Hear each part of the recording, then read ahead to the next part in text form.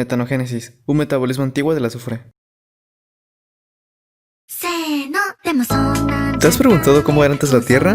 ¿O cómo hicieron las primeras formas de vida para sobrevivir? Pues estás de suerte, pequeña mosca. Porque hoy hablaremos sobre eso y más.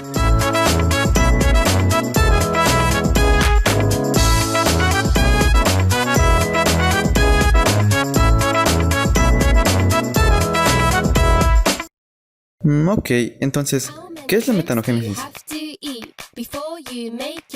La metanogénesis es un metabolismo que surgió aproximadamente hace 3.4 mil millones de años.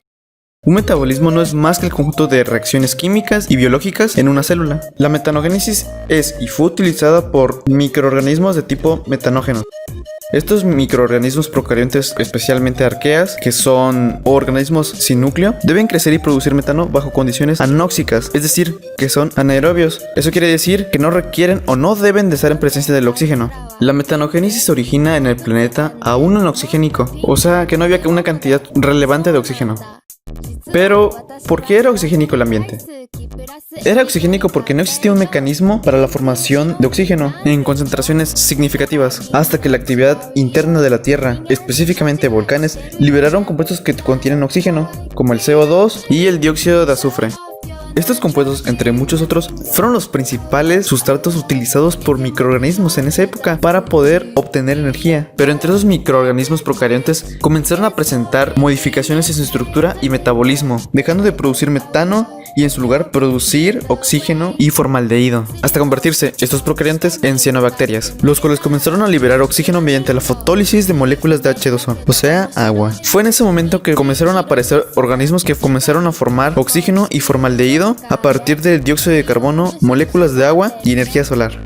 Fueron las cianobacterias, junto con otros mecanismos, que permitieron la acumulación del oxígeno en la Tierra, dando así inicio al llamado gran evento de oxidación. Esto ocurrió hace aproximadamente 2.400 millones de años. Este proceso que sufrió la Tierra llevó a la marginación de los metanógenos a nichos, lugares en los que podían perseverar y además eran anóxicos. Hoy en día, los metanógenos están restringidos a hábitats anaerobios. Aún así, en la época dorada de los metanógenos, lograron formar una atmósfera de metano, causando un efecto invernadero en la Tierra, que de hecho ayudó, pues en ese entonces el calor que llegaba del Sol hacia la Tierra era en un 20% menor que en la actualidad, por lo que no hubo un cambio drástico en la temperatura. Aún así, en ese entonces, si fuéramos hacia allá, no se parecería al planeta Tierra que conocemos hoy en día. Aunque el metano contribuyó a la oxidación de la atmósfera, al descomponerse en un átomo de carbono y 4 de hidrógeno, por la radiación ultravioleta proveniente del espacio, y salir el hidrógeno disparado hacia el espacio exterior, permitiendo aumentar la concentración de oxígeno molecular, y de igual forma, por la radiación ultravioleta, se formó el ozono, el cual, más tarde, dará protección a distintos organismos contra los rayos cósmicos. Entiéndese rayos como radiación. Los metanógenos, al igual que otros microorganismos anaerobios estrictos, no asimilan el oxígeno. ¿Por qué? El oxígeno, aunque no lo parezca, puede ser tóxico al estar en estados muy excitados, lo que quiere decir que sus electrones, partículas que giran alrededor de él, se encuentran en orbitales de energía más altos o sencillamente más alejados del núcleo. Estos estados excitados los conocemos como singletes o especies reactivas de oxígeno, por sus siglas en inglés ROS. Y si no se cuenta con un mecanismo que regule los singletes, como lo es el caso de los metanógenos, el microorganismo muere. Algo a destacar es que los metanógenos obtienen su energía con un número de sustratos limitados, y de hecho, los metanógenos se pueden clasificar conforme al sustrato. Los metanógenos hidrogenotróficos emplean un compuesto llamado formiato. Los meliotróficos emplean un compuesto de un carbono que contiene metilo. Los aceticlásticos emplean acetato como sustrato. Para el caso de los metanógenos hidrogenotróficos, la evidencia sugiere que son más antiguos que los meliotróficos y aceticlásticos. En la actualidad conservan características metabólicas de la Tierra anoxigénica antigua, como la utilización de hidrógeno molecular como el combustible principal del metabolismo energético, empleando una enzima llamada hidrogenasa. Y los análisis filogenéticos de la hidrogenasa sugiere que la hidrogenasa estaba presente en Luca, o sea, en el último antepasado común universal. Otra característica de los hidrogenotrófos es que no presentan alguna de las proteínas más comunes en los sistemas de respiración, los cuales proporcionan energía de tipo aerobio, los cuales aparentemente evolucionaron después del gran evento de oxidación. Otra de sus características es que muchas de sus enzimas son extremadamente lábiles al oxígeno, es decir, pueden sufrir cambios en su funcionalidad al interactuar con el oxígeno, lo que pudo haber impedido su adaptación en ambientes oxigénicos. Por último, los hidrogenotróficos poseen una gran cantidad de proteínas hierro-azufre, conocidas como clústeres Fs, los cuales pueden representar los primeros catalizadores inorgánicos. En los organismos modernos, los centros Fs están fuertemente correlacionados con la anaerobiosis.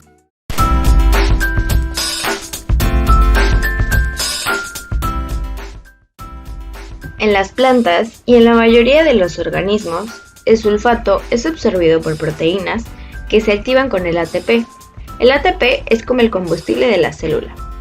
A diferencia, los metanógenos no pueden asimilar el sulfato, pero pueden usar el sulfuro como fuente de azufre, ya que este fue abundante en la tierra anóxica temprana. Y tal vez se puedan preguntar, ¿qué es la tierra anóxica? Bueno, es cuando la tierra carecía de oxígeno, o sea, hace miles de años.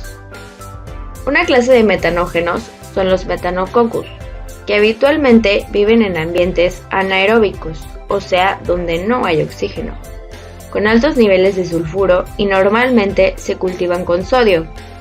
La mayoría de los metanógenos usan también el óxido de azufre, que se produce con dihidrógeno. Este lo usan como fuente de azufre, y la reducción de este representa un medio muy temprano de la conservación de energía. Aunque esta es una reducción que libera energía en forma de calor, no es compatible con el crecimiento de los metanógenos. De hecho, reduce tanto el crecimiento como la metanogénesis, que es el metabolismo de este microorganismo, y la producción de metano. Esto debido a la acumulación de ácido sulfúrico. Otras especies de metanógenos, como los Metanokaldococcus, pueden utilizar el sulfito como otra fuente de azufre.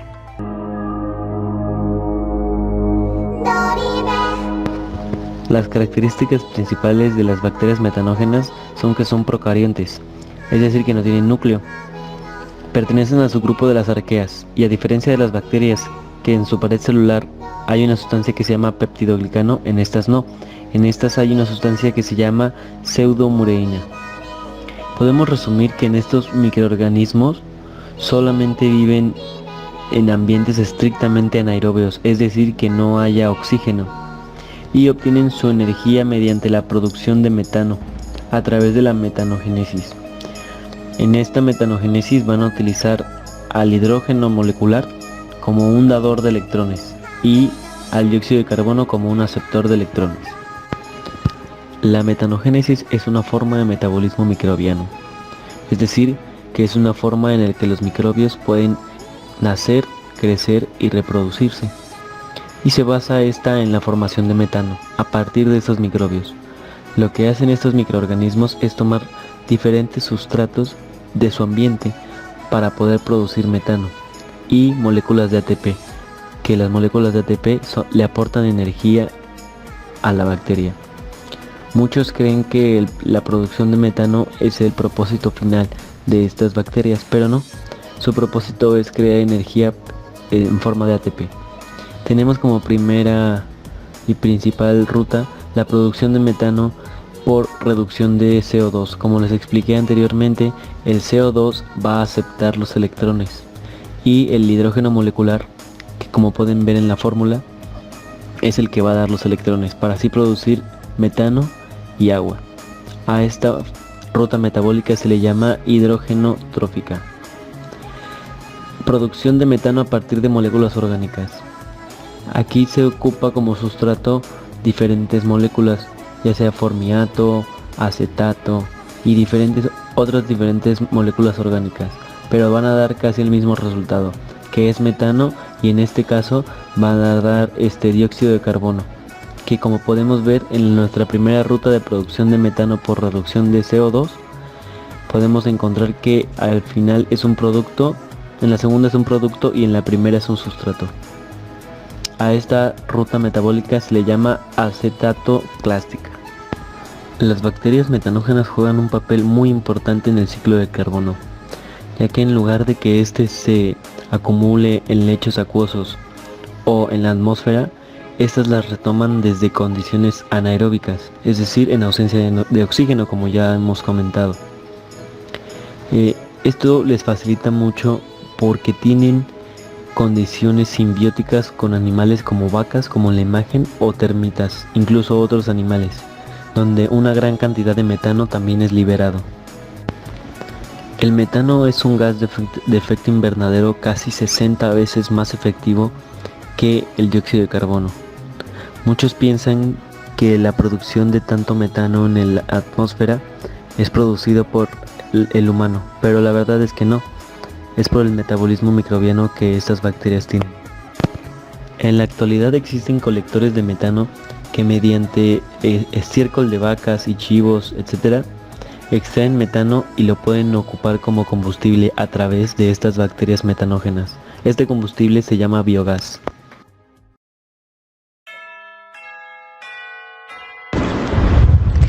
Donante de azufre para biosíntesis de cis dependiente al ARNT en metanógenos. Yo sé que vamos más allá de la mitad del video, pero siento la necesidad de darles la bienvenida al mundo científico. El ARNT, el metanógeno, el cis, la biosíntesis, ¿a qué me refiero con todo eso? En este punto es comprensible que no se conozcan los conceptos de ellos. Por ello, quiero darles una pequeña introducción a cada uno de estos para que en el transcurso de esta parte del video pueda ser comprensible todo lo que digo. Primero, iniciemos con nuestro protagonista, que es el metanógeno. El metanógeno es un microorganismo del grupo Archaea que puede crecer y producir metano bajo condiciones donde no encontramos oxígeno. Este tipo de condiciones se llaman condiciones anaerobias. Recuerden, donde no hay presencia de oxígeno es una condición anaerobia. Hablando del ARNT, el ARNT es el ARN de transmisión. Es una pequeña molécula de ARN que participa en la síntesis de proteínas. ¿Qué es la biosíntesis? La biosíntesis es el conjunto de reacciones químicas que permiten a un ser vivo elaborar sustancias orgánicas complejas como son las proteínas y las grasas. Esto a partir de otras más sencillas. Hablemos de cis y no hablo de la abreviatura de cister. Hablo de cis que sustituye la palabra cisteína, el cual es un alfa-aminoácido con la fórmula química que ven en pantalla. Este es un aminoácido no esencial. Eso significa que nuestro cuerpo, como seres humanos, no puede sintetizarlo. Aún así, los aminoácidos son moléculas orgánicas que tienen en sus extremos un grupo amino y en su otro extremo tienen un grupo carboxilo, que también lo he mencionado en la pantalla. Los aminoácidos son las bases de las proteínas, no hay que olvidar eso. En alguna parte del video voy a hacer mención sobre la SEP y no hablo de la Secretaría de Educación Pública. Hablo de la abreviatura que se le concedió a la O-fosfoserina. Así que cuando yo diga CEP esto, CEP el otro, me estoy refiriendo a la O-fosfoserina. Si recordamos, el tema principal de esta parte del video es hablar sobre el donante de azufre para biosíntesis de cis dependiente al ARNT metanógenos. Ya sabemos algunas palabras de esto, ¿no? Ya vamos entendiendo poco a poco. Bueno, prepárense para este golpe total. Todavía no se sabe cómo es donado el azufre a los metanógenos. Esto va más allá de un problema matemático donde solamente tenemos que despejar una variable y encontramos el resultado. Realmente es un misterio cómo es donado el azufre a los metanógenos, pero si bien la curiosidad humana ha creado muchas hipótesis para esto. Se cree que el sulfuro de sodio, el tiofosfato o el cis pueden trabajar como donantes de azufre in vitro. In vitro quiere decir dentro del vidrio. Esta es una técnica que se realiza fuera del organismo y dentro de tubos de ensayo, medios de cultivo o otro ambiente artificial. Bueno, De los tres antes mencionados, el que proporciona mayor actividad es el sulfuro de sodio. Digamos que era el favorito o el preferido de todos antes de que se dieran cuenta que este no cumplía con los requerimientos. ¿A qué me refiero con esto? Es decir, que la eficiencia catabólica, o sea, la eficiencia que tenía para capturar energía con la enzima sepsis, era muy baja, incluso más baja que la enzima que se dedica a la fosforilización del ARNT. Sí, entonces era imposible que fuera donante de azufre in vitro.